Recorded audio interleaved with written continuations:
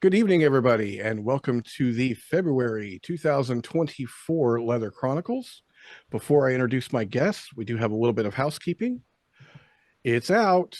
I've teased it for a while now. I finished the foreword, and the book is now available at sucktherrainbow.com. This is the leather book you've been looking for. By Johnson's book, To Love, to Obey, to Serve, is once again available in print. You will find it at sucktherrainbow.com as well. You will also find Carter Johnson Library and Collection merch at sucktherrainbow.com, and all the CJLC merch purchases benefit the Carter Johnson Library and Collection. You can find previous Leather Chronicles at the ACES YouTube page, and the Carter Johnson Library and Collection YouTube page has over 170 videos these days, I think, for your enjoyment. Now, without delay, my guest this evening is Chuck Higgins. Hi. Mr. Arkansas Leather 1989, Mr. Southeast Leather, the first Mr. Southeast Leather 1990. How are you, sir? Glad to be here. my friend's trying to sign on and it said, "What's the password?" I go, "I have no fucking idea." Shouldn't be one. Shouldn't be one. I'm terribly sorry. So he may not be with us tonight, but that's okay. You know, he tried. We'll have a recording. He'll be able to watch it. I am terribly sorry. Okay, let's see. All right, sir. Well, let's get started. My first question is always, with the benefit of hindsight, when did you discover you were kinky? In kindergarten. I was fascinated by ropes, and I wanted to tie up my friends right on the spot. Some let me do it, and some thought I was crazy, but I didn't care. So I quietly nourished this kinky streak and kept it kind of under covers until about, no, let me back up a little bit. So I came out gay officially about 99, right through there. 99? I'm sorry, what? 1999? Is that what I said? No. You said 99. I think you mean No. 79. Yeah, let's see. Let me back up. 89. No, it doesn't make any difference. So I was married, like, you know, trying to pretend I was a straight guy for 10 years. You know, that didn't work. So I came out gay, hooked up with my first partner. We were together for 11 years, but after year number 8 or 9, they had the local leather contest in Little Rock, Arkansas, where I lived. So I decided to enter it. So that was my official introduction into the leather community. Was that so that was at Preston's? Yeah, it was called Sergeant Preston's, and then the Sergeant Preston movie people got upset. They said you can't call it Sergeant Preston, so they just called it Preston's, which is fine. So they had the contest because they wanted to have a way to sell a few extra beers one night. So they had the contest, and okay, I won it. And next thing they said, well, now you can go to IML. Well, I was so new on the leather scene. I said, what's an IML? Because I really had no idea. But I quickly learned and adjusted and absorbed like a sponge. Went to IML and I rolled into town and there was like 4,000 or 5,000 leather guys. And I go, oh my God, I found my family. I found my family.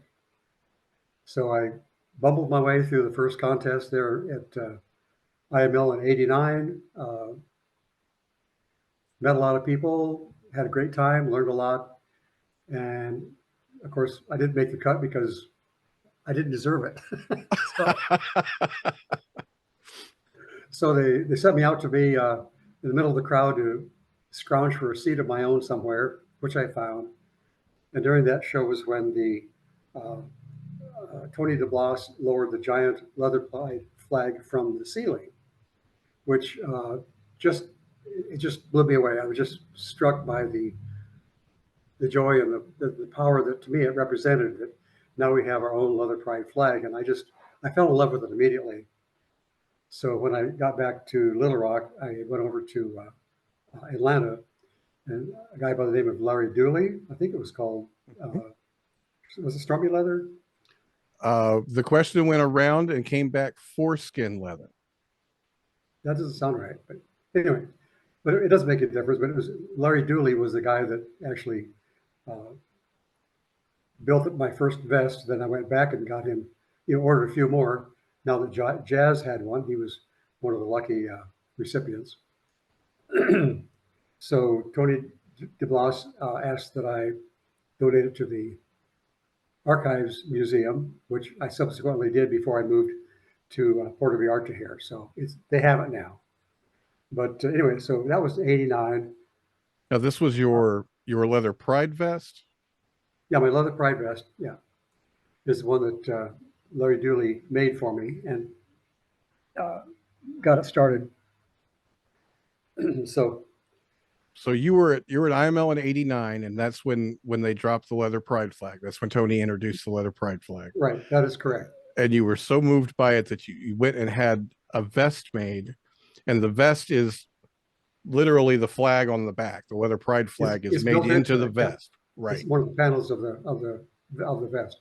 I was a little foggy about that. I'm sorry about that. Oh, no. I want to clarify. I'm trying to dig for the picture that I have of that vest. And of course, I can't find it right this second, so I will continue to look for it. I did want to back up a little bit. So you came out leather in '89 Yep, in Little Rock, which is not a big leather town, but there was a bar, and that was Preston's. that is correct. Yeah. Tell me what Little Rock was like as far as leather goes, and then tell me about the bar. Kind of give us your first taste of the leather scene. Well, uh, it was leather-esque, if you will, and Little Rock being gay was still kind of difficult. And I remember writing an opinion note about something in the paper about a gay guy that was in the paper. So I wrote a letter to the editor, and I got a few anonymous calls. I'll never forget the one call that said, well, quietly said, "So are you a butt bumper?" A butt buffer. Are you a butt bumper? Yeah. Bumper. Okay, butt bumper. Okay, Are you a butt bumper? bumper. Gotcha. Sort of threw me off, but I got through it. I, I look back and I would have answered it differently now, but it took me by surprise. But it was still, they'd had their first gay pride parade about that same time, and I think it was just before I showed up. I heard, and I didn't verify it, but a lot of the guys in the gay pride parade uh, had paper bags over their heads so they wouldn't be recognized. Hmm. Now, that may have been the case. I'm not sure. I didn't corroborate that, but it was not New York, and it was not Los Angeles. It was not San Francisco, but it existed and it kept flourishing, and they're doing fine now. But it's been a long haul over there. Here So is the picture I have of the vest of your oh, vest. there you go. That's it. That's the one that Jazz ended up with. He took really good care of it too. Look at that. Thanks, Jazz. It's beautiful. I don't know if he heard me or not, but I'm sure he did. okay. He's nodding. I see a little head up there on the top of my screen nodding. There you go. So after '89 at IML, with my enthusiasm and the people I had connected with, I got all excited about the National Leather Association, which at the time was called NLA because it hadn't gone international yet. So I got a little chapter going in Little Rock, Arkansas, and I think Vi might have been aware of that, but she was, but mostly people going, "You got a what in Little Rock? You actually did that?" So we had a little group there. It was kind of nice.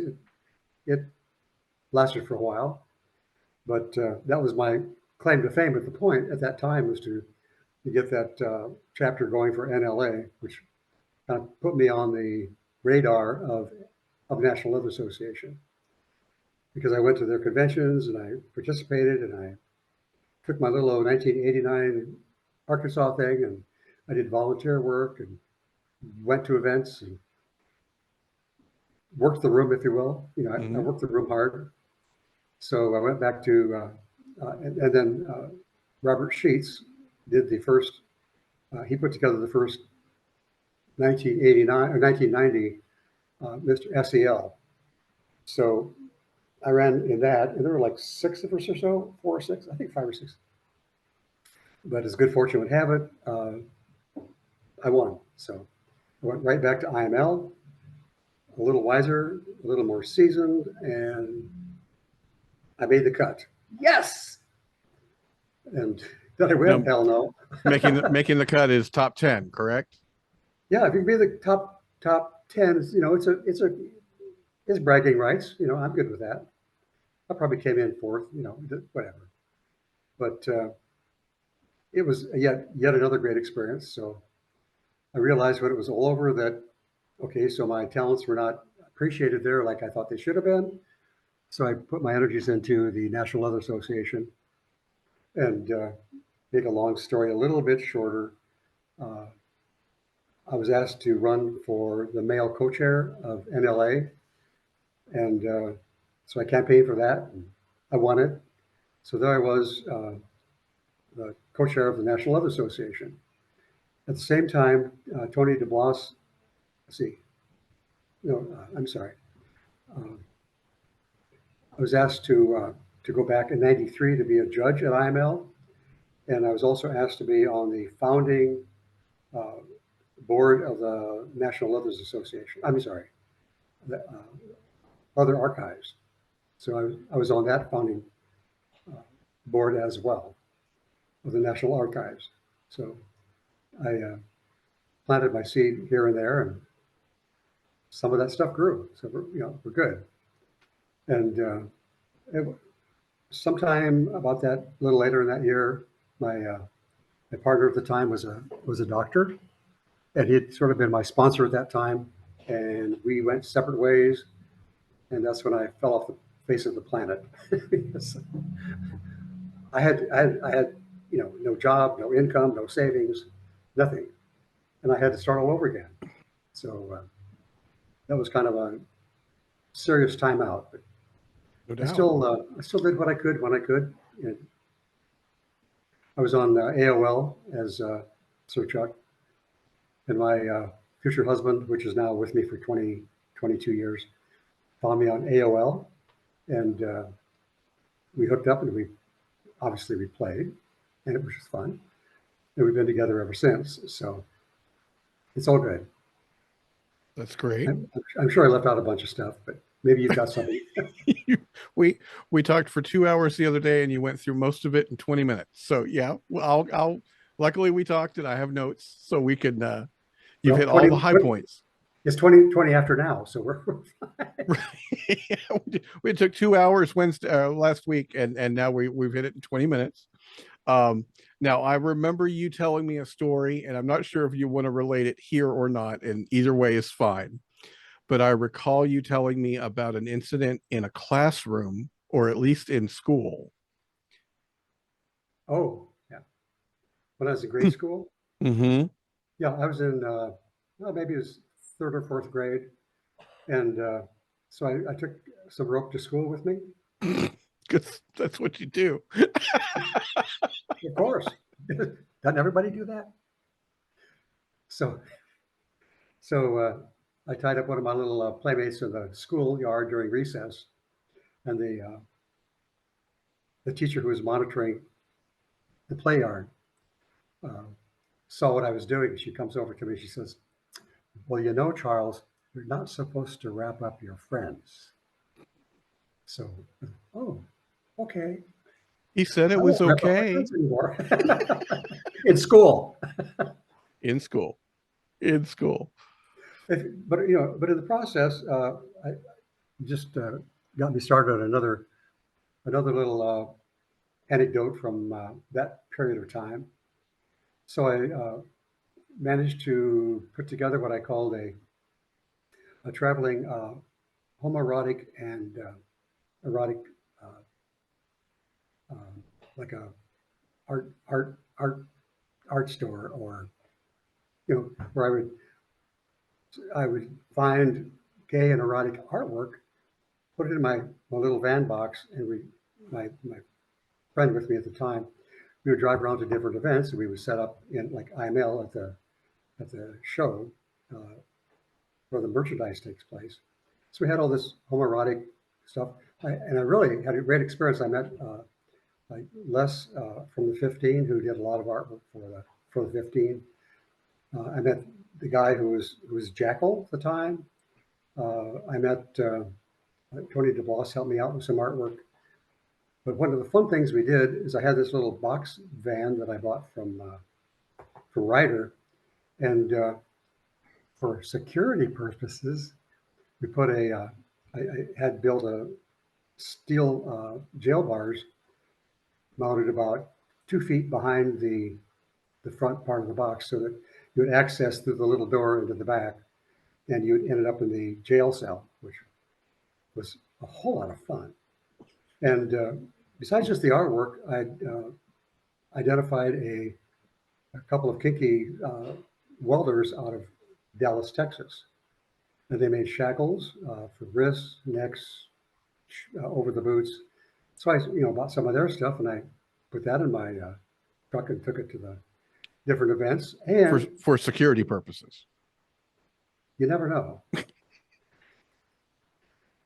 So he also he designed a puppy cage, which we see all over the place yet today.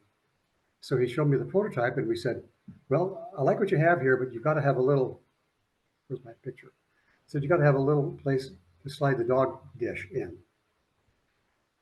So he did, and he made quite a few of those. But so we had one that we were toting around to these shows. Had this little puppy cage. It was, guys would come over and volunteer to be on the puppy cage for a while. They had a great time. We had fun. Sold a few, but so we put it back in the truck. So as we were going from place to place, I told the guy, my kind of business partner, if you will, he liked to.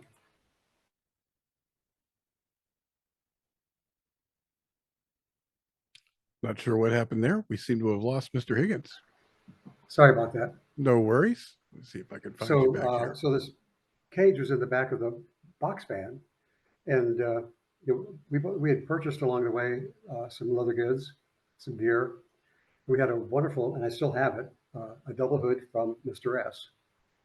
So you're in the hood, and then you zip down the front, and you're in the hood. So the guy that I was with, he said, I could sit in the passenger seat, or I could just take a nap in the cage. So I put him in the cage with the hood on, shackles his hands behind him, lock him in the cage, and off we go. Drive to the next event, and it was kind of trippy, just knowing he was back there, So after a number of times, we're going to another location. I said to him, wait a minute. You're having all the fun, and I'm doing all the work. I want to ride in the cage with the hood and the shackles and lock the door. Okay. So there I was, laying on my side, double hood on, shackled, cage locked in the back of the box van. And we're going down the highway, and I could hear what was going on outside. And all of a sudden, you pull over to the side where you hear the gravel. He was slowing down. We go, oh shit. So the truck stops, and he says to the back, he said, "The cops stopped me."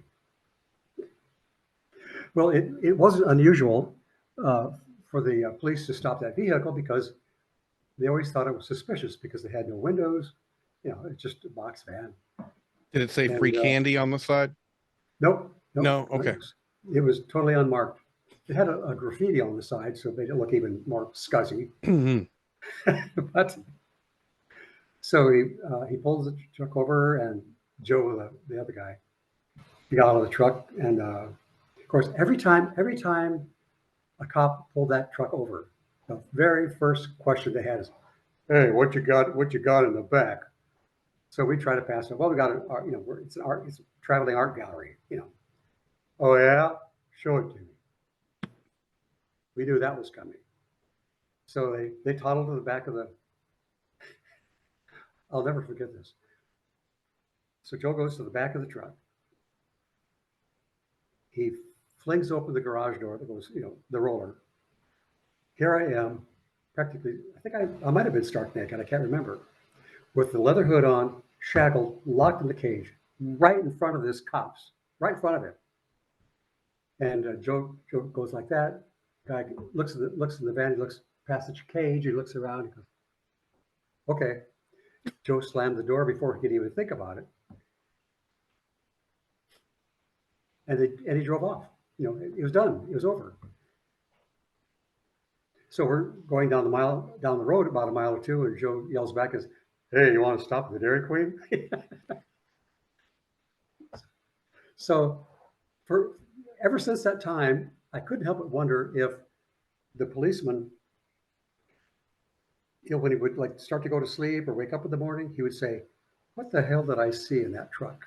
He had to have. Did he just look past it? Did he do the He, I don't want to know what this is? he acted like he didn't see it. It was right fucking in front of him. It was like 3 feet away. And and what his parting shot was, "Next time you stop at the way stations." That's why he pulled us over. Because, just a little 12-foot box, but, because you're a commercial, they want you to go through this stupid thing. But Joe didn't care. He just drove on through. But, so that's why he stopped us. Because, well, you didn't stop at the way station. God. He doesn't weigh that much, officer. Yeah. Valuable boy. I was thinking the same thing. It's performance art. You told him it was an traveling art collection. It's performance art. It was art installation. We have no idea what if anything went through his mind, but what state was this? And I've always wanted, like I said, in the wee hours of twilight of awakened sleep, it would come back to haunt him and say, "What the hell? Did I really see that?" What state was this? Do you remember? I have no fucking idea. I mean, what area of the country even? Well, it might have been Tennessee. Oops, that's your state. Oh, that'd be fine. Yeah. Yeah, because Memphis and Knoxville, but there's a intersecting interstate. It's like lots of drugs go through that part of the state. So that's probably where it was. Anyway, it was an interesting little side trick. So you find leather in '89. Now, you had mentioned to me that you had made it to the mine shaft once. So you were dabbling in leather before that. I did go to the mine shaft once, yes. Okay, so you were kind of dabbling in leather between coming out gay and fully coming out leather. You're dabbling along the way. Well, you dabble when you can. I mean, right? There were just like no opportunities in Little Rock, so whatever travel I went to, like, yeah, hell, I got to walk in the New York Gay Pride Parade because I was a title holder of some sort. Mm-hmm. So they asked me to march in that, which was kind of trippy. We were the last ones to step off, and after waiting 3 or 4 hours before we stepped off, I thought my boots were going to fucking kill me. God, my feet hurt. You think your boots are comfortable until you walk in the Pride Parade. Yep. What you do for fashion. It's like, oh shit. So in '89, how did you come to run for Mr. Arkansas Leather at Preston's? Was this your idea? Is it something you decided you wanted to do? Well, they just made an announcement they're going to have that event coming up, and of course I knew all the judges, and I just convinced myself. I said I need to do this. I need to do this. This is what I need to do. And I sat through the interviews. Of course, one of the judges is not a leather guy. He's just a nice gay guy. He's kind of cute, but he asked me a question in the interview that I've pondered many, many times. many times, and I'll share it with you.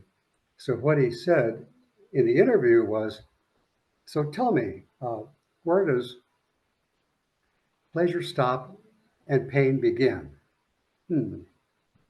Which was a thoughtful question.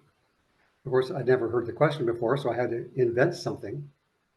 Uh, quite honestly, I just bumbled through it. I can't even tell you what I told him, but I can't think of what I apparently, would say. what would you say? I can't think of anything right off the top of my head. So that's a I pretty couldn't good either, but question. Yeah. like I said, I bumbled through it, whatever. But I thought about it 1,000 times since, and I'm going to share this with the group here. So, but I've been thinking about it. I go, okay, where does pleasure stop and pain begin? And the answer I would give now is it's not necessarily a continuum, but they go together. You see my, yeah, here we go. They go to try my, they go like this. They're together. The pain is the pleasure, and vice versa. So it's not just a continuum. It's a kind of a simultaneous experience, depending how it works. I agree with that. Yep. It was worth a try, but that's kind of where I ended up with it. And there was another question I was hit with somewhere along the line about, so what about leather and drag queens? Tell me about that. Like, what are your thoughts? Well, the answer I gave, again, I won't even recall what it was because it was probably lousy. But in retrospect, uh, because because of my biases and naivete at that point, I'll be honest, I looked down my nose at drag queens. I really did, because I had nothing to go on. I had no information. So I didn't abuse them or say ugly things, but I just kind of like, they're over there. They're over there someplace. So I became aware after being educated, if you will, that, you know, because I always thought it was like a continuum, like drag on one side and leather on the other end of the continuum, Mhm. because they're so different. And after learning a lot of stuff, I finally realized that, well, if you take the continuum and you pick it up and you turn it around and put each end, it's a circle. It's not a continuum. And I actually have profound admiration for drag queens. Honest to God, they're amazing.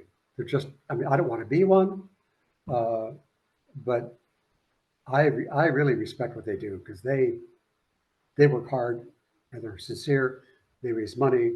They're good people, and I regret that I ever even used to look down my nose at them, because I look up at them now. I do. I was like, whoa, these people are incredible. These guys are amazing. Yep. My path here comes through drag bars. So yeah, I have the same opinion you have now. Yeah. Well, Absolutely. but you had to experience these things. You Oh had to yeah. find those things out, and and during AIDS, it was the drag queens that raised money. It was the lesbians that took care of us, and by the grace of God, we're all here right now, which we might not have been. So they all chipped in, and they all dug in, and they all helped make it happen. And we came out the other end of it. But there were casualties. There were a lot of casualties. Yes. So I have a profound respect for drag queens at this point. Yep. Agree 100%. So Mr. Arkansas Leather, and then they tell you, oh yeah, you get to run for IML. Yep. Okay. So you have no clue what IML is, No, you're right. No, I never heard of it before, because I was right? so. How Uh, long did you have from when you found out you had to run from IML until the actual contest? I think the contest was like in April or May, so I had a couple 3 months, a couple months to get ready. So I managed to find a video of the IML contest, and watched the video, a couple videos. Now they don't include the entertainment on those videos, because that's a whole different matter. But they had, the contestants, and they had the judges, and they had presentations. So I got a sense of kind of what it was like. But they treat us. They actually treat the contestants pretty well. You know, they feed you and what have you, take care of you. Uh, in '89, my first one, that was the one that Guy Baldwin became, I think, the oldest Mr. IML to date. Uh, I think he was at that point. But he picked it up and ran with it, and he did a great job, and he's still involved. So uh, you know he earns a lot of respect. So Yep, um, absolutely. so my claim to fame is he was in my IML class. That's my claim to fame. What was it like? And you've explained it a little bit. Can you kind of paint the scene when Tony displayed the pride flag for the first time? What did I feel? Yeah, You know, tell us what it was like. How did that go down? Do you remember enough that you can describe? well, I can share what I can remember. Okay, Uh, perfect.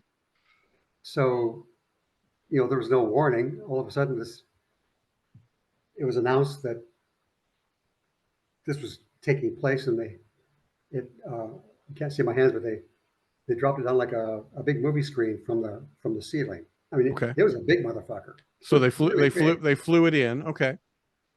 So it uncoiled, you know, all it just kind of like a Phoenician, you know, just like a window shade going down, and I just go like, wow, wow. And then they explained what it meant and where it came from, and you know the details on it, and you know, and Tony made it very clear. He said, uh, you can interpret those colors and the shapes and the heart and those stripes. You can interpret them any way you want.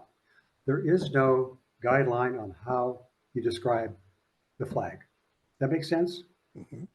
Because that's what he said. He said, I'm not going to tell you what everything means. So you have, you know, as you showed, you have uh,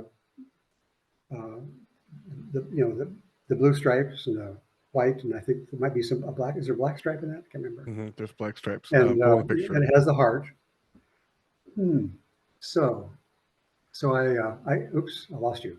Oh, there it is. Yeah, there's the black stripes. Okay, perfect.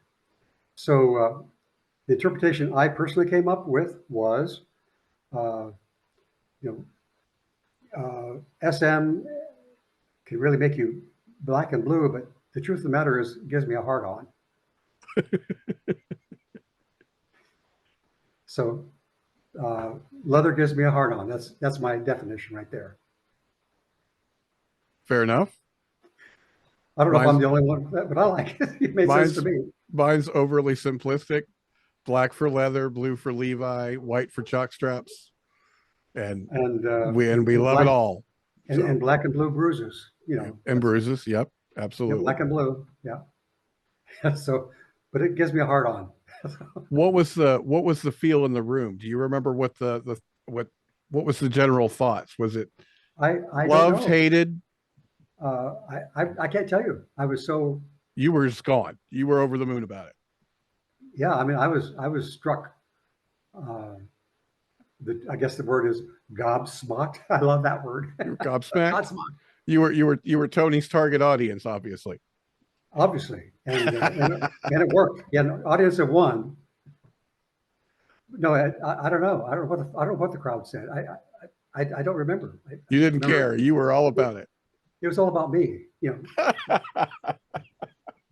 it's all about how I felt at that time. So, So tell me about gay and lesbian AMA board, because as I recall, you were with a doctor at the time, yes, and they I was invited you to be on the board, and he tried to understand why you got yeah, invited and you know, not my him. partner was a neurosurgeon and a damn good one, quite honestly. Uh, so we ended up going to a regional convention in uh, Provincetown, in Provincetown, where everybody goes. It's the next gay place, and so they're having their convention, and I worked the room there like I did every place else, and I met the incoming lesbian president of the gay and lesbian group. I think it was called Physicians for, they gave it kind of a long, clunky name about Physicians for Human Rights or something like that. But it was the gay lesbian doctors. So, so they invited me to be on the board of that. And during my tenure, that's when we talked about changing the name. So we came up with, well, the gay AMA, gay and lesbian AMA. Of course, glamour. So it was adopted immediately. Or glamour. Now, what did you do when you were there? You were on the board for 10 years, you said? With the board there. Yeah. Did you say you were with the board for 10 years? No, it's actually only a couple of years because Okay. about the same time, the doctor and I split, and I lost my travel money. I lost everything. So Gotcha. I just stepped back and said, carry on. But they wanted me there for my leather background, and that's why the doctor was not chosen, which pissed him off. But that's okay. Doctors have that happen a lot. It's okay. Yeah, it was good for him. By the way, I noticed behind me on the wall. Can you see that picture? Mm-hmm. That's the one that I showed you the other day. That was my official photograph for the poster that I made. So it's kind of small, but That was your you made that as a poster, and it had Mr. Arkansas Leather 1989 at the bottom. And then I believe you said you updated it with Mr. Southeast Leather 90. Yeah. So I look back on that, the posters were way too large. I mean, they were a direct reflection of my ego, which is a little bit oversized. I'm back to reality. You won almost everything you ran for. Yeah, except I didn't win IML 90 because they wanted bodybuilder that year. Well, I looked okay, but I did not. I didn't look like the Hulk. IML is a tough nut to crack. There's a lot of contestants there. Yeah, there's about 40 to 45. So, but it's a good experience, and no matter what you do, whether you go to the show or whether you're in the program or whether you just go to socialize, you're with your family. And the last time I went, they took over the hotel like a Marriott. They closed it to the public. They said it's a private party, everybody, and they covered all the windows with black plastic, and everybody's running around with jock straps if they had them, and it was quite a party. So I imagine that was an eye opener coming from Little Rock. Yeah, yeah, it really was. Yeah. You kind of walked in and you're like, I'm home. Yeah. More of this. Yep, I'm home. That's my family. I'm good. That's funny. All right. Tell me about NLA Arkansas. Well, it was established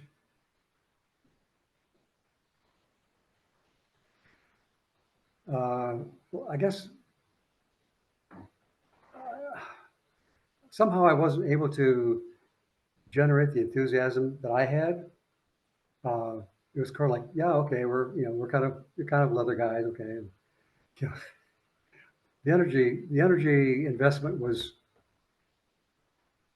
well, awkward, if you will, because nobody had ever been in a leather club before, and even NLA couldn't give us direction on whether we should have a patch, I mean, because it was a pansexual group. So, okay, so they finally came up with a back patch, but it somehow it didn't really gel like I hoped it would. But it was during that time when the letter came out, like the guy in the group who got all the mail, he goes, "Hey, we just got this letter. Anybody here want to run for Mr. NLA?" I do. I run for everything. I do. I'll run.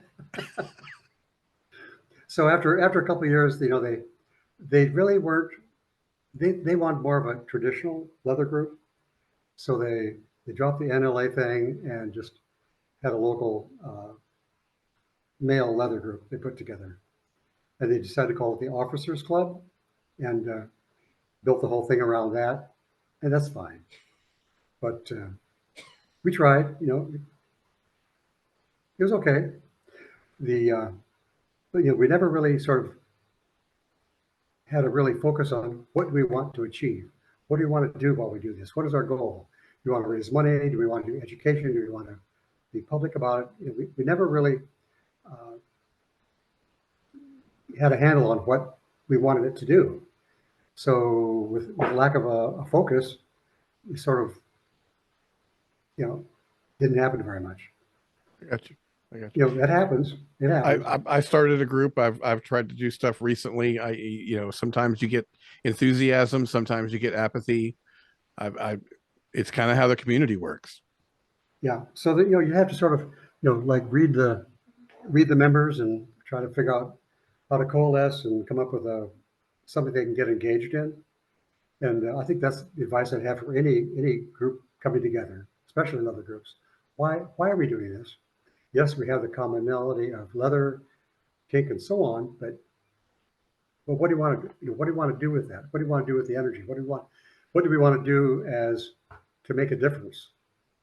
Do you want to have a Christmas drive for tots for toys, or do you want to do something for AIDS, or do you want to do something? You need to have a cause.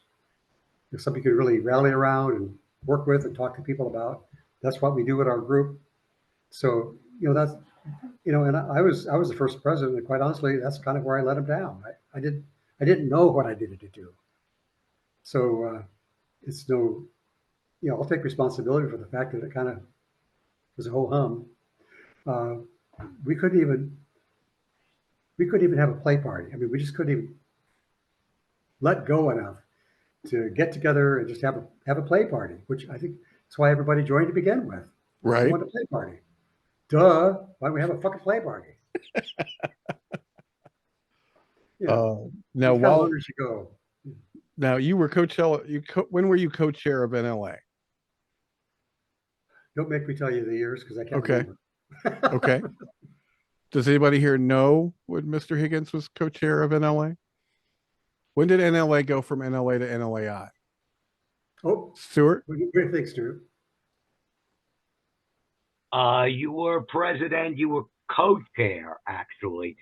Yeah, co-chair. Sorry. You were co-chair from 92 to 94. This was 2 years. That sounds about right. Yeah. Good 92 job. To 94, because after you stepped down, they decided to make it, instead of co-chairs, president. And that's when Spencer Birchstedt took over for those 8 years. So they switched over to president and vice president after that? Correct, because they couldn't get enough people to run as one male, one female co-chair. Well, and actually, I think there was a logistical difficulty doing a co-chair because you couldn't do anything without doing it as a team. I mean, it was kind of like spread out the responsibility to the point where sometimes things didn't happen. So correct. Was that I'm sorry. Well, no, having a go-to person like the president, then they could kind of go down down the hill with it to the people that need to go. But in a co-chair, it just didn't seem very workable in that environment. Was it organized that way? You had one female, one male co-chair all the time. Was that kind of an equal representation so that it didn't become strictly correct. Gay or strictly lesbian, or it kept that sounds like a concession at some point in time along the way. Well, they staggered it, so like one was more up, one had a year's experience over the other one because it was like 2 years, so like every year. Every year you alternate. One or the other. Yeah. So there was kind of a point person, but it got to be a little crazy. Scott, you said you understood all that. Yeah, Scott says I found being a co-chair difficult too. Yeah, I saw a comment from Scott come through, I think. Yeah, I was the co-chair of the New England Leather Alliance, which at one point in time was part of NLAI. It started off as NLAI New England, and then in 2001, they went to New England Leather Alliance. I became co-chair in 2007, and it was on the, well, NLAI does do co-chairs, and so that's what we did it. But I found it difficult because I hadn't been on the board before, so I didn't really know the history. But it was difficult kind of knowing when do you step forward and when do you step back, when do you let the other person. I don't want to feel like I'm not contributing enough, but then again, I don't want to feel like I'm taking over. So it was tough. It was tough. Well, but you get the idea. So it's maybe not the best organization, but what I understood was when the pansexual people gathered up in one room, when they invented NLA, it was like almost like they tried to please everybody. Try to please the gays, the lesbians, the hets, the SMers. They had all this diverse group, and they're trying to figure out a way to put an organization together that would kind of like include everybody, because that was the goal. And considering the circumstances, they probably did as good as they could have. So I don't knock them for it. I think actually they got it put together, which is pretty impressive. Yep. Now, while you were co-chair, a little thing called the Spanner case happened. The Spanner case happened, yeah. And you're co-chair. Tell me a little bit. Tell everybody about the Spanner case in general, in case anybody doesn't know. Okay, the quick explanation is in England, some gay SMers were having play parties, and they were heavy players. One story was where they drove a guy's dick, nailed his dick to a board, so everybody was just all appalled that, oh my God. Well, never mind, it went through his piercings, but nobody told him that. But the look is pretty impressive. But that's just one example. What they did was, the error they made was they videoed it. They took movies. They archived. They had something to show about about the parties, which got into some hands that it shouldn't have, and people went off the deep end and went to the police, and they reported them for all this horrible things they were doing to each other, even though everybody was there because they wanted to be. So basically, the police arrested everybody, the tops, the bottoms, whoever was there. Charged them all. The subs got charged with like abating and helping, because they were the subs. I mean, it was unconscionable. But the culture at that time, at that place, was they were horrified. I mean, the culture. The judges in charge that they came up front of were old guys, been around there forever. They didn't get it. They just, they kept losing their appeals until they finally went to the European court. I think they might have even lost up there. But the point was, they were just guys. I mean, just guys. A couple worked for the government, and they're just guys like us. So they had legal fees, and they didn't have the money. So they put the word out to the entire leather community, wherever they could find some, including ours, and said, we're in prison. We need some money to fight this thing. So I was running back from an event with, damn it, I hate it when my mind goes. But anyway, so we hatched a plan, if you will, and set up a little LLC, a little nonprofit, Spanner Education and whatever fund, and we got the word out and actually started to bring some money in. I was most impressed with Peter Fisk, because he rallied the troops in his area, and I think he raised multiple thousand, couple, 3,000, 4,000. I mean, he did okay. A sizable check. can't recall the amount, but it was like somewhere around 3,000, maybe 4. But he sent a check, and we sent it over to England, and they needed it. They were really appreciative. A few other funds were raised. Woody Bebow, yeah, he was on a flight back from something with Woody Bebow. The drummer, Mr. Drummer, one year around 90 something or other. But he was an attorney, and he made a great treasurer for the Spanner Fund. And I really felt confident that every dollar that came in went where it needed to go. So when it was all over, that was probably the most important work we had achieved. Yeah, there's some other things that I had to deal with, but that was the most important one. Obviously, yeah. Yeah, that was important. And it's my understanding from what I know of it that the fact that they were consenting to what they were doing held no sway with anybody in the courts. We don't care. Yes. Yeah, there is irrelevant. Like I said, the bottoms were charged with aiding and abetting. So they were charging the tops with assault or worse, and then they charged the bottoms with aiding and abetting the assault by consenting we look back to at it, we go, what the fuck were they doing? What the fuck? Yeah. But that's what they did, and it was a huge, huge miscarriage of justice. Absolutely huge.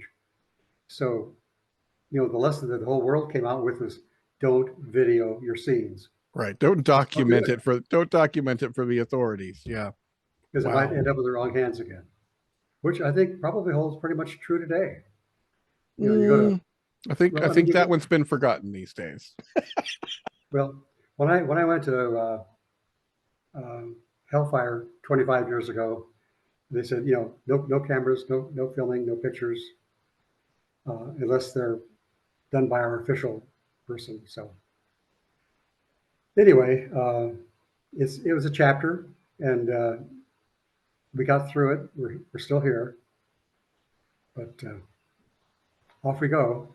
As Vi has said in the past, we are all standing so high on the shoulders of the folks that came before us that we can't see the ground. And Spanner case is one of those incidents. Yeah. Yeah. As I was asked later on if I would have done anything differently. And I realized that, yes, I would have done something a little differently with that. And that would have been engage one-to-one with the accused. Try to set up a relationship, a connection with those guys, because they're in fucking prison. I should have put more effort into that, and I wished I had. But you do what you got to do. In retrospect, yeah, that's what I would have done different. Yeah, I imagine it's easy to look back on something that big and think, wow, I could have done this or I could have done that. But everybody was doing what they could at the time, I'm sure. Well, yeah, and again, it was new territory for everybody, and yeah, even one of our guys in our local NLA and Little Rock was when the operation thing came to the fore. So I was telling the group, I said, here's what's going on in England. I mean, these guys are blah blah blah blah blah. I mean, blah blah. We need to blah blah blah blah. We need to go do something. He goes, that's not us. We don't care. And because he was an attorney and he was kind of like respected in the group, he shot it down like that. Yeah. I said, okay, I'm going to move on because you guys aren't getting it. You just aren't getting it. So you had a little case of something I've been dealing with lately. It's not happening to me, so I don't care. I just want to continue to have my fun. Yeah. Yeah. If it doesn't affect you personally, don't worry about it. Just I don't see it. So, there are these little things we experience in our many years. And, here I am in Puerto Vallarta at age 76, and I've been on recon for over 13 years. And, I get a little more action than I did in Santa Fe. Even though Santa Fe is a vacation destination, that attracted the opera goers in the summertime. So it's like, these other guys come to town with, oh, I'm here for the opera. So the ones here, they're here for the party. So the group that shows up part of the arc is a little more fun, more playful. So what was it like being a founding board member of the LAM? LAM. It was an honor, quite honestly. I mean, when Chuck Renslow asked me to be on there, I was like, okay, and it was an honor for sure. And of course, you know, is the founding board, so that's where we started like finding all the pieces and getting them put together, and how we're going to put a direction on this thing, and then we started hearing about certain artworks that we were trying to secure. The one that I remember was an iconic oil painting called the slave.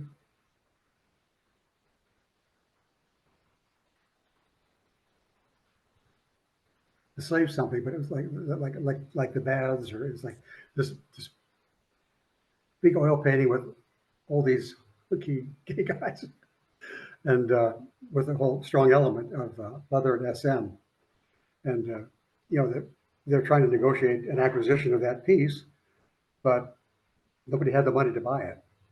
So the guy that owned it, or however he sold it to somebody else who wanted to have it for their private collection, and with the promise that eventually it would come to the LAM. But I don't know where that story went, but at least that was just an example. And of course, a lot of Chuck had a good point. You know, these leather guys are dying. Their stuff is being thrown out.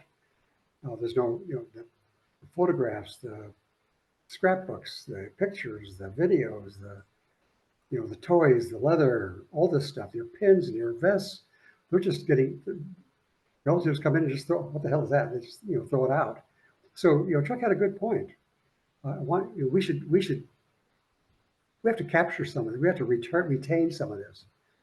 And he had a vision, and it's a great vision, and it's doing very well, as near as I could tell. And I think it's a wonderful nugget of our history.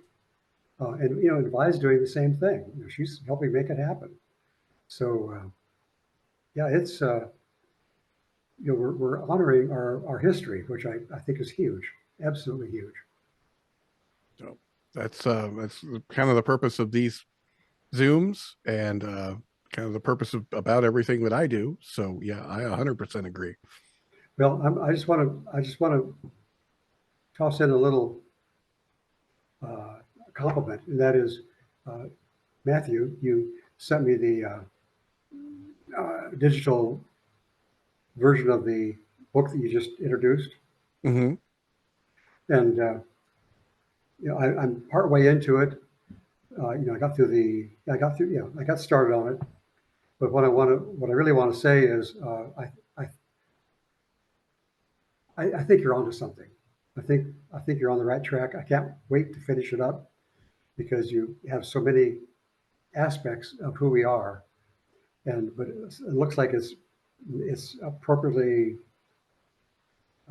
investigated, checked out, annotated, recognized. It looks like to me you did a nice job so far. So I want to congratulate you on that, and I hope a lot of those sell. Well, I appreciate that. I will say I wrote the foreword, and I will let the author respond to that. Well, and I read the, you know, Thank you, sir. and I read the foreword too. Well, it's good that you finished the forward and continue reading, so I didn't turn you off to the book. So okay, good. I did my part. Yes, you did. Now, at one point in time, you were in New Orleans. Yes. What were you doing in New Orleans? How did you end up there? Okay, so imagine, if you would, I was living in the lap of luxury in Little Rock, North Little Rock, technically, with the good doctor. We collaborated on building a new house, which was like 3,500 square feet. I had all the comforts anybody would ever want. And even though I told him the first night we met, I said, you know, one thing I cannot be is a doctor's wife. That's not who I am. I'm not going to be a doctor's wife. He said, oh, that's okay. I won't do, you know, you don't have to do that. Well, it turned out he lied. And so after, on the 11th year together, it became crystal clear that it was all about him, period. And, you know, and I explained to him, I said, you know, it's important that I have to self-actualize. I've been doing all this leather stuff, and it just irritated the bejesus out of him because it kept me away from, well, being there for him, kept me away from doing the gourmet dinners that I was developed a reputation for. So it was all about, you know, like, well, you're not here enough. You're not here enough. And but the kicker was, I said I have to self-actualize, and that's when he belittled me and shamed me for wanting to honor myself. So one night we were sitting there waiting. We went to the symphony, waiting for the symphony to start, and he just casually turned to me and he said, "So tell me, Chuck, what is your priority?" Don't answer now. No, don't answer now. I'll ask you again in a week. I go, what the fuck is he doing? So okay. So I pondered it for a week. We came by and go, so tell me, Chuck, what was your decision? What is your priority? I mean, with that arrogant, I'm mimicking because you know this arrogant thing going on. And I said, well, Richard, that was his name. I said, Richard, my priority is me. Well, that was so the wrong answer. That was like so the wrong answer. I grew up with doctors. That was completely the wrong answer. Yeah, completely the wrong answer. So, you know, it's like my priority is me. At that moment, it was clear our relationship was over. It was over. So I just packed up what I had. I had my little box van still, packed up my shit, and I said, well, where am I going to go? So I looked around. Well, we had some fun times in New Orleans. I know some people down there. I'll just go down there. It's about a 12-hour, about an 8-hour drive from Little Rock. And that's how I ended up in New Orleans for a couple of years. And I realized that was not a good fit. So I relocated to New Mexico, which has been a phenomenal fit. And that was because I started, what I haven't shared so much is. Oh, I want to ask, please let me ask it. I want to ask you about Chuck's nuts. Well, that's where I'm going with it. I just wanted to get the question out there.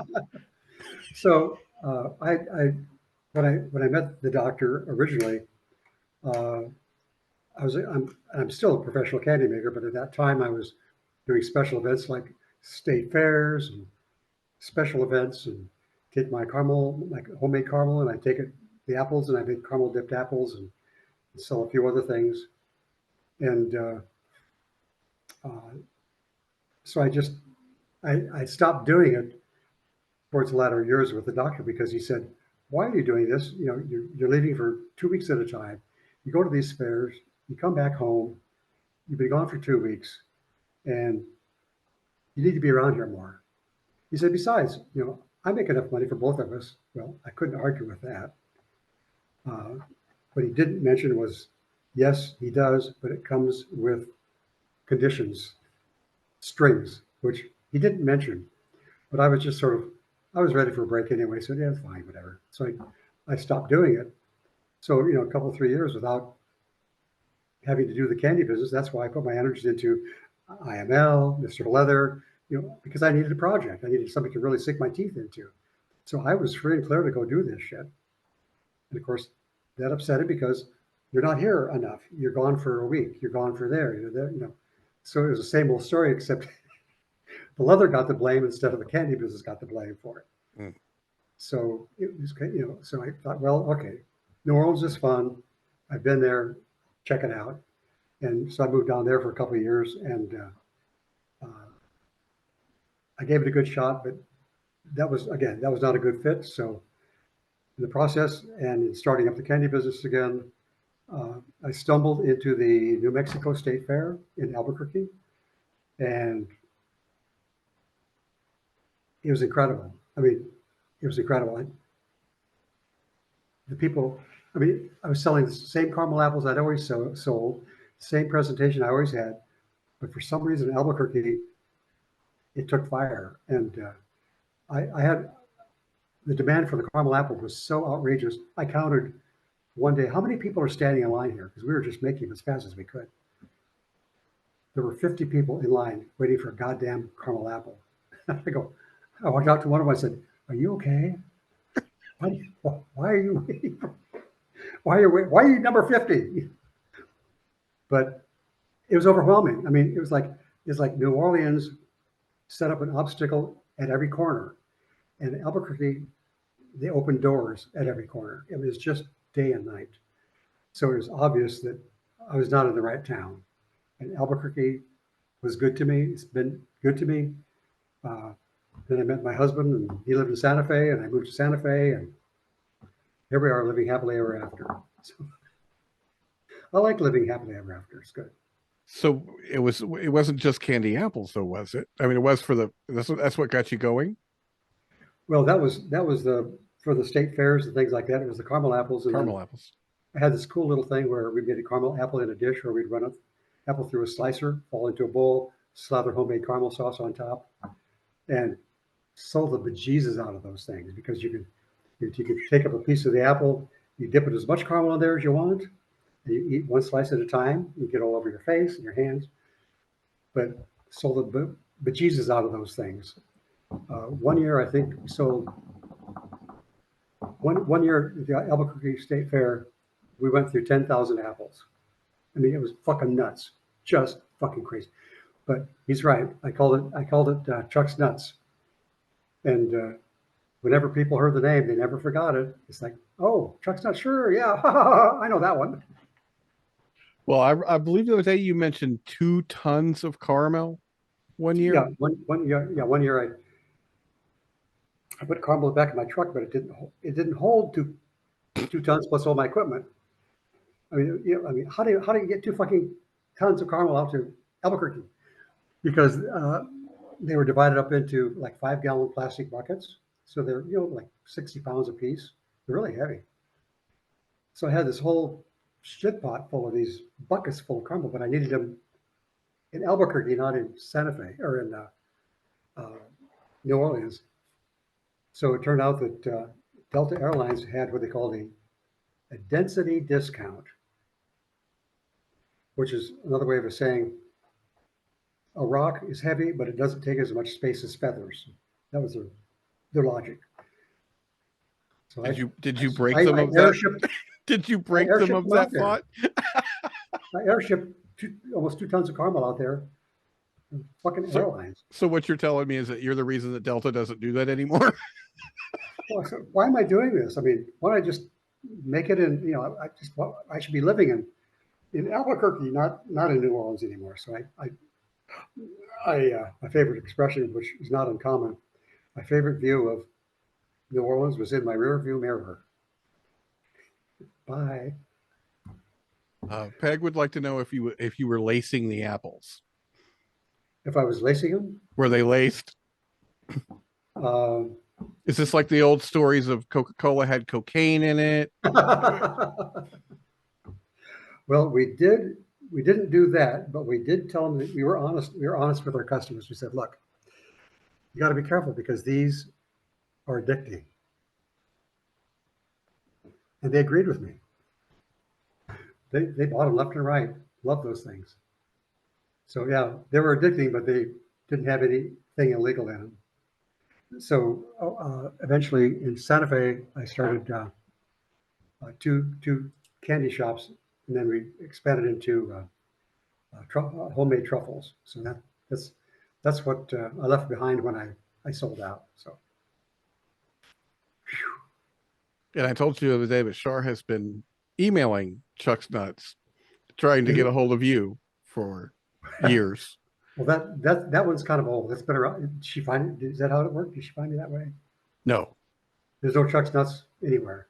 no, and I don't think we're not on the recording. We don't want to go into the hunt for you Oh, that and you don't that have to. that Shar was set onto. But after the recording, I think it would be fantastic to have that conversation since all the parties are present.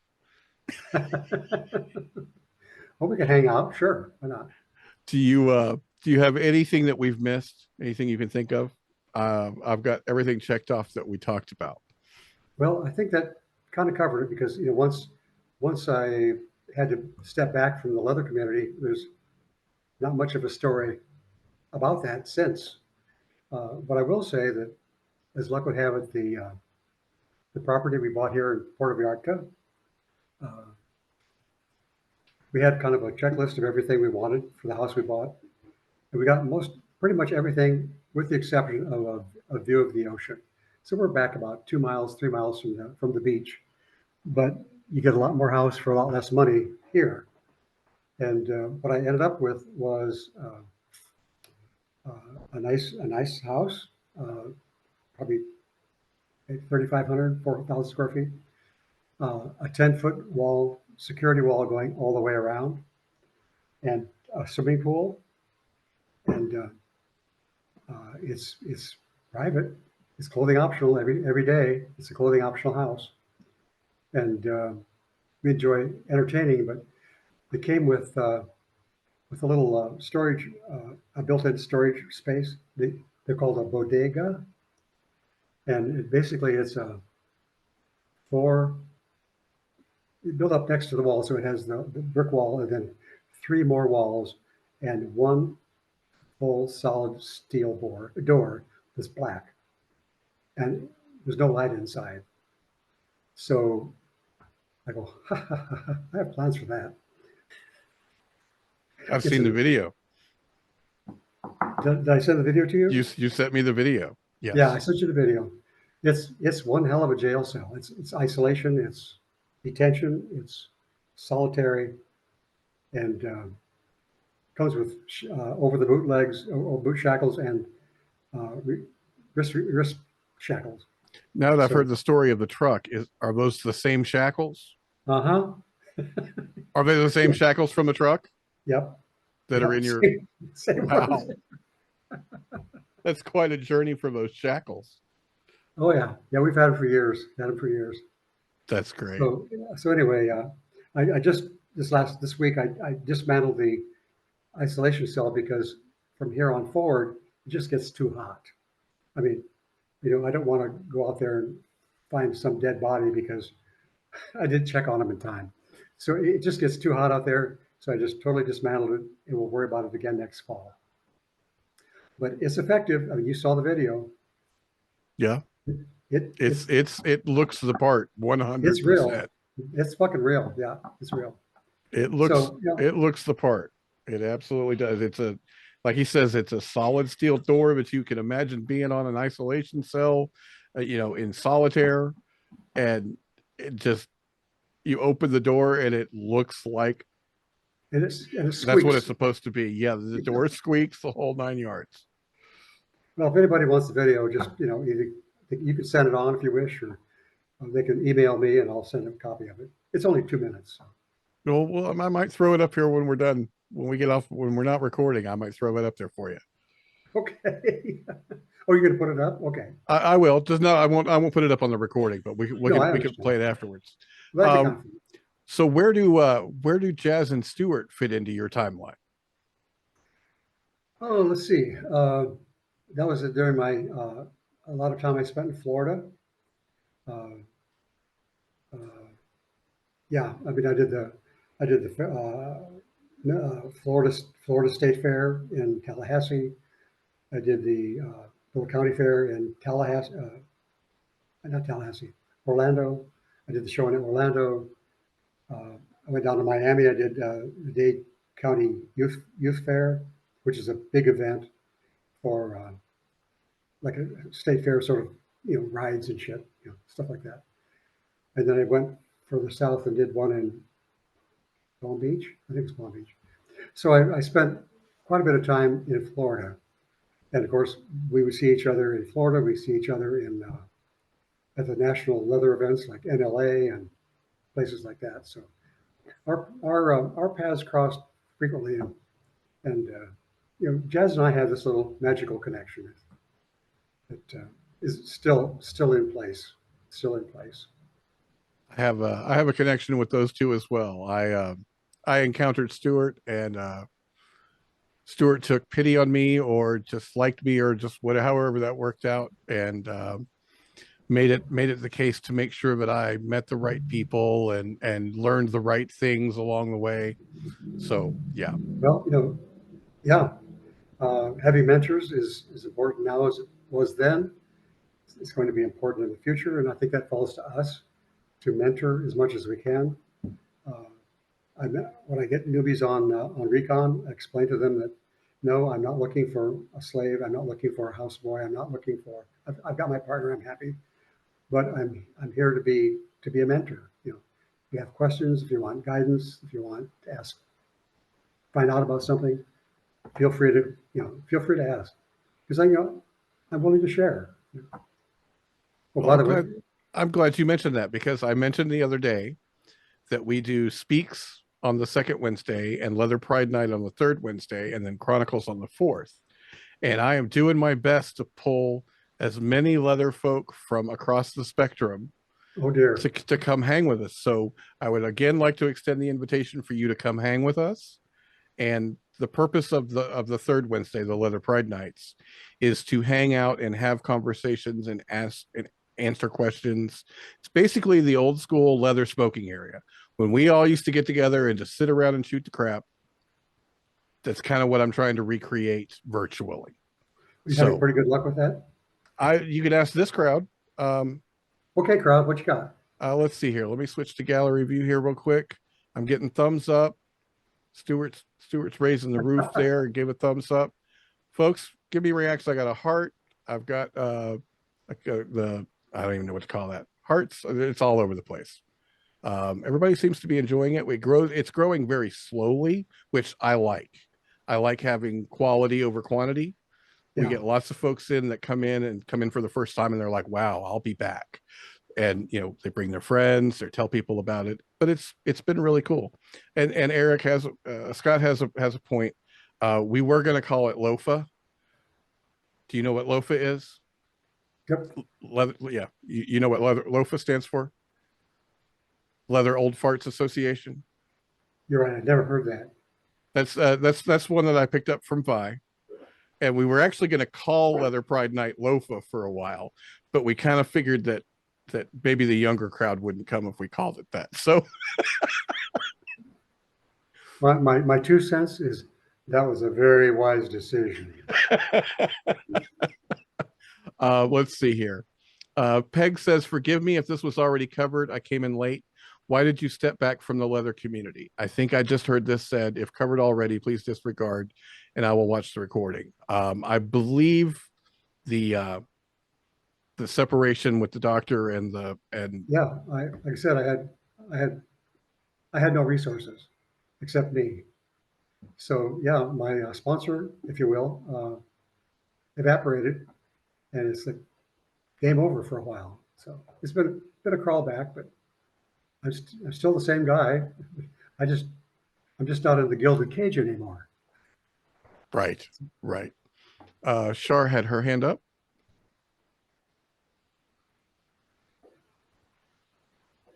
I was going to ask Peg's question, but you already covered it. Oh, okay. Thank you. Violish Cat says she linked San Francisco Reporter August 16th of 2016 Sweet Goodbyes. Is that an article about you? I'm going to click that and see what that is. Confectioner Chuck Higgins wants to move on, but not away. Interesting. I don't remember that article at all. I'll keep it up so I can pull it up here in a bit. Does It anybody... has a recipe that I really want to try of your chili brittle. Oh. Let's see here. Oh, about the chili brittle, yeah. But when Oh my God, there it is. Yep, yep. The when I had the candy shop in Santa Fe, I was on the Food Network program. Oh wow. So the Neelys, the black couple from Memphis, they were in the area, so they did a segment at my candy shop, and of course I served them the chili pecan brittle instead of it's like peanut brittle except it's pecan and it's got chili in it, and they're from the South. I figured they'd like that. So that was my other claim to fame in commercial. The commercial entry is I was Nice. on Food Network. Oh, now you Princess. mentioned the other night we talked about the Leather Journal. Did you find those articles? I haven't yet. Oh, okay. Okay. Which specific? Which topic? Where it was on the cover. I can't tell you when it was. Oh. Where you're on the cover. Okay. No, I haven't had a chance to dig through those Okay. yet. I didn't know if you checked that out or not. Okay. No. Princess has a great comment here. Making bruises and sweets is one heck of a combo. Yeah. In fact, I had a number of gay guys want to mix caramel and sex, but I avoided doing that, like mixing caramel or spreading anybody with caramel to make an erotic scene out of it, because to me it always ruined the taste of good sex. Fair enough. I want this. I want to taste the sex, not the caramel. The stuff's good enough. We don't need the caramel. Right. No, I don't need it. Just skip that part. Let's move on to the real stuff. So, It But did it's get been- Char's attention though. I'm All right, greedy. folks. I can suck down both. Valuable boy, go ahead. Mr. Cary, I believe I found the cover that he was speaking about. Oh.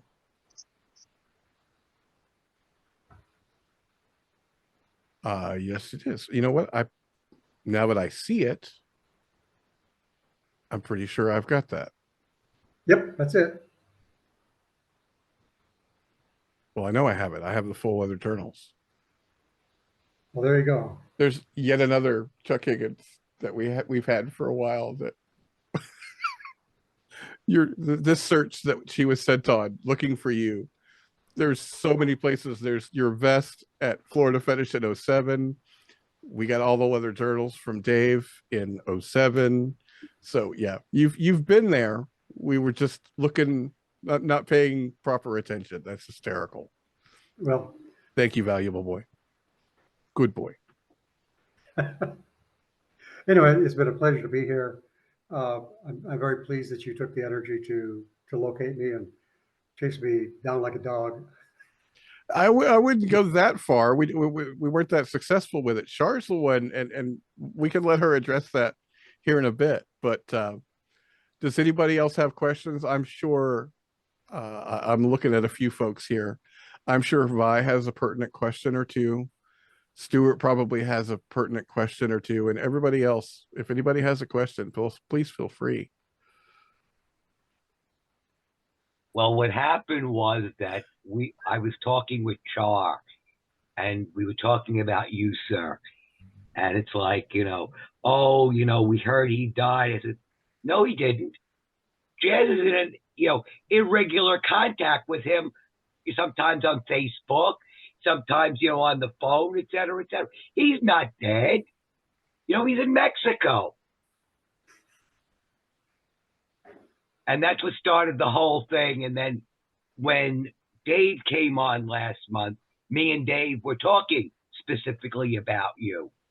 And that's how the whole thing started, of hunting you down this time. Well, I got a wonderful message out of it that I still love. That said, let me get back there real quick. And I have to scroll past all the. Gosh, I sent out 7,000 invites to the meeting. Where did you go? There you are. So I get this great out of the blue message the other day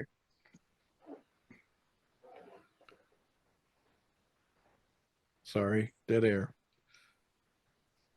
Welcome, new friend. Congrats on Mr. Southeast Leather 2006 from Mr. Southeast Leather 1990. Just completely out of the blue. So And you're that was a lot of still fun. in trouble. Five's in trouble, not me. I want to just jump in with one more little thing. Okay. So here in Puerto Vallarta, like I said, we've got the little dungeon cell out here. The property does not have a basement, so I can't really have a dungeon per se. So I do want to point out my bondage bed behind me. Mm-hmm. It gets a lot of use. It's